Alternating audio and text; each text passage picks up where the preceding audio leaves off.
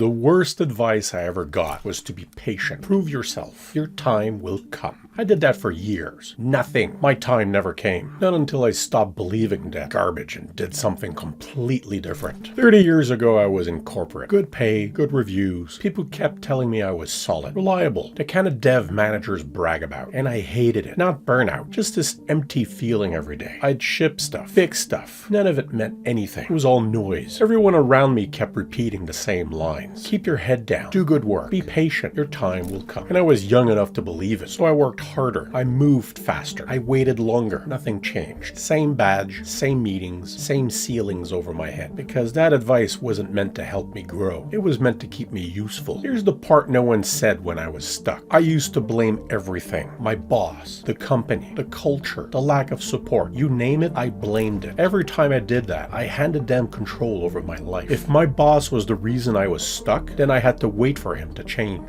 If the company was the problem, then I had to wait for the company to magically fix itself. Spoiler, nothing changed. Here's the stupid part. I was right. All of it sucked. But being right kept me trapped. Nobody ever looked at me in the eye and said the one thing I actually needed to hear. It's your fault. Not because you messed up, but because you're the only one who can fix it. No one's coming to save you. Your manager's not going to wake up one morning and suddenly care. The company's not going to rebuild itself around your career. That delusion needs to die. You've got two choices. Stay pissed off and keep waiting, or take ownership and do something. Be a victim or be in charge. And ownership isn't complicated. It's simple. The day I stopped asking why they wouldn't let me lead and started focusing on what I could build that proved that I could, things changed. The day I stopped waiting for feedback and started keeping track of my wins, myself, things changed. The day I stopped hoping someone would invest in me and I started doing it myself, things changed. That was the shift. That's when things finally moved. I'll tell you why most people never do this. But first you need to hear something that's gonna sting a bit. Owning your situation is not easy because it forces you to admit something you don't want to face. You've been lying to yourself. All those times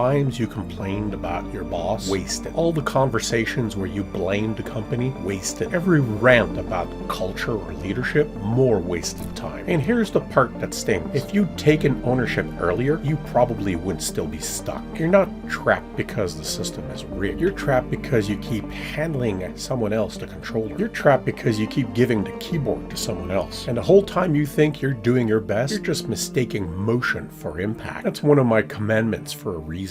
Busy doesn't mean effective. Busy just means tired. Most developers sit around waiting for permission. Permission to lead, permission to architect, permission to speak up, permission to matter. But no one's coming. Nobody's gonna tap you on the shoulder and say, you're ready. You're too busy, or too clueless, or too happy keeping you exactly where you are. You take the lead or you don't get it. It's that simple. Stop waiting for someone to say it's your turn. You're not 5. Start building proof that it's already your turn. Alright, now that we ripped the band-aid off, here's the part that actually helps. Here's what I did when I finally got sick of hearing myself complain. I stopped blaming. I started keeping track of every win, every decision, everything I actually moved forward. Not the busy crap, the real stuff. Commandment 7. Keep your receipts. I didn't wait for someone else's memory to validate my work. I stopped waiting for someone to pull me into architecture conversations. I wrote my own proposals. Nobody asked for them. Didn't matter. The point was showing I could think at that level instead of just sitting around waiting for permission.